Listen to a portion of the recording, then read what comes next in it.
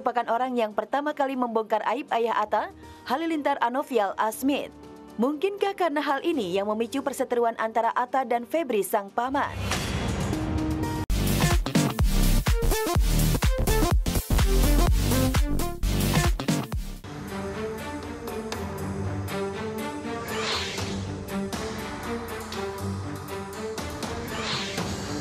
Jelang akikahan sang putri Aminah Hana Nur Atta, Atta Halilintar justru dihadapkan dengan problema seputar kedatangan pamannya Febrian ke kediamannya kemarin.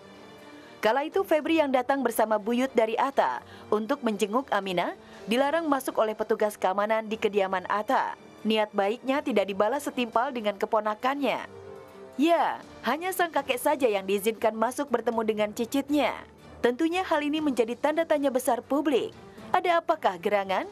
Mengapa dari sekian tamu yang hadir, hanya sang paman saja yang tidak diperbolehkan masuk? Benarkah jika keduanya tengah bersih tegang? Kata bisa jelaskan kenapa Ya, paman nggak bisa datang? banget. Bang, Ya.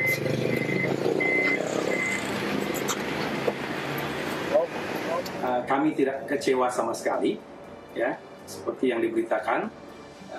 Malah kami ikut, ya, kami ikut berbahagia dan memaklumi.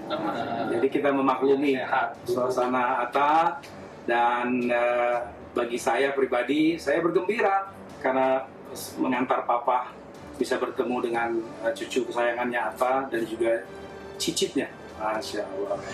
Kejadian ini pun membuat publik mencoba mengingat-ingat kembali peristiwa jauh sebelum Atta menikah dengan Aurel. Sebagaimana yang diketahui, Febri merupakan orang yang pertama kali membongkar aib ayah Atta, Halilintar Anovial Asmith. Mungkinkah karena hal ini yang memicu perseteruan antara Atta dan Febri sang paman? Bahkan Atta diketahui juga tak mengundang sang paman di acara pernikahannya. Jadi nggak ada masalah sama sekali bagi kami, ya, baik-baik saja dan kita juga tidak ada apapun masalah. Tetap doa yang terbaik untuk Atta dan Aurel, khususnya Aminah. Mudah-mudahan ada keberkahannya, insya Allah, dan semua ada hikmahnya. Konsentrasi akikahan baby Aminah pun terusik dengan pemberitaan larangan masuk sang paman. Tapi Atta tak peduli, ia tetap bahagia. Bahkan kemarin Atta Aurel begitu senang ketika keluarga Leslar menjenguk Aminah. Wah, roman-romannya tercium perjodohan sedari dini ya pemirsa. Tetap pentingnya. Amin. Halo. Hai, apa kabar? Benar, bro. Sehat, bro. Alhamdulillah. Tapi rambutnya dia, bro, memang harus dipotong nanti pas akikah. Iya, botak, gundul. Iya, digundul nanti pas akikah. Apa? Emang harus begitu, bro. Akunya mesti nggak tega memotong rambutnya. Jadi nanti yang motong siapa, bro? Iya, tapi aku nggak tega sih. Udah hampir seminggu, tadinya nggak nerima job. Semua di rumah aja jagain ini.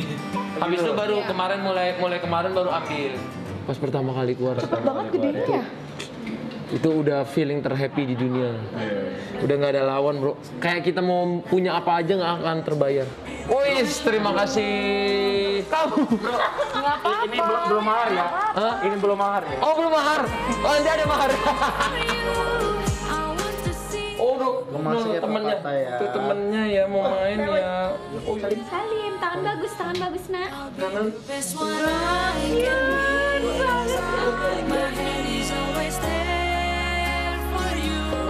Makanya kebaca.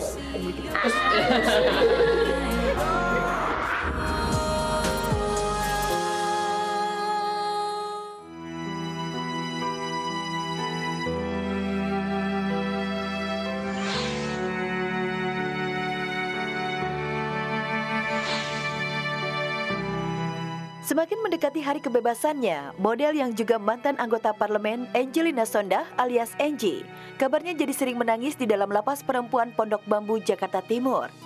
Kesedihan Angie disebut-sebut karena dia khawatir putra sematawayangnya, Keanu Jabar Masaid, tidak menerima kehadirannya sebagai mantan warga binaan. Apalagi sejak 2 tahun terakhir, Angie tidak bisa bertemu langsung dengan Keanu karena adanya aturan jenguk melalui virtual. Dalam keadaan kayak begini tuh dia Dia kayaknya udah tertekan batinnya tuh, dia sebenarnya nggak kuat. Kita rasain deh 10 tahun gimana. Dari anak kecil nggak ketemu ya. 2 tahun lagi kita gimana. Kianu udah gede, Mak. Gue begini, entar Kianu terima gue enggak. Deg-degan pasti iya. Selama 10 tahun di dalam ya, ini akan kembali ke masyarakat, yang paling pasti kan kembali kepada keluarga. Wajar saja menjelang kebebasannya Angie kepikiran kepada Kianu. Karena istri mendiang Aji Mas Said itu hidup terpisah dari Kianu sejak putranya itu masih berusia 3 tahun. Informasi dari Rahmah alias Mak Goblek, sahabat Angie di dalam lapas, terungkap sosok Angie yang tegar dan menjadi inspirasi bagi warga binaan memiliki satu kelemahan, yakni pada sosok Kianu. Tiap habis menelepon ataupun dijenguk Kianu, Angie selalu menangis, bahkan pernah sampai tidak mau makan selama berhari-hari. Seandainya dia misal kunjungan, tuh dia ketawa kita mah. Kalau udah pulang Kianu, tuh depan portir, tuh dia dengan pakai kacamata hitam dia lari buru-buru. Cabut buru-buru, dia tuh nahan sedih. Pokoknya lemah sama Kianu.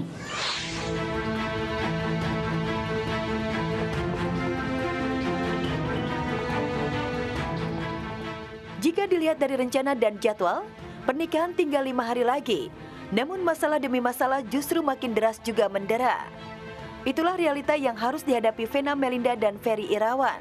Dari mulai mundurnya Elma Tiana, tim wedding organizer, hingga diikuti sederet pengendorse, membuat buyarlah pernikahan dan pesta resepsi sesuai impian mereka. Belum lagi harus pula menghadapi hujatan nyinyiran yang datang bagai air bah.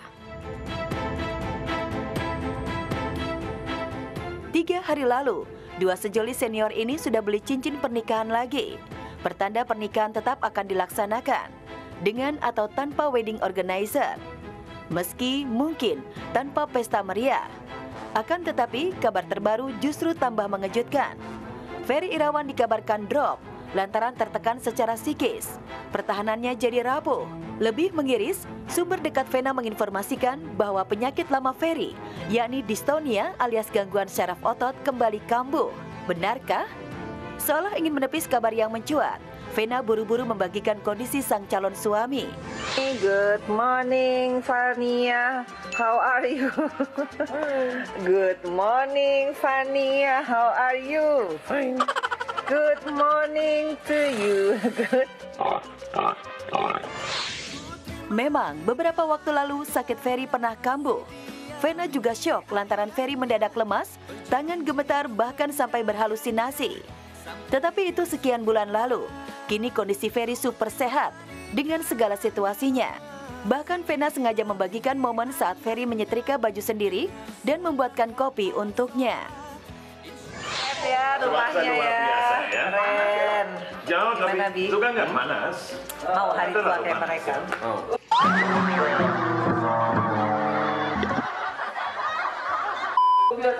Menikmati hidup. Kalau saya lihat itu every morning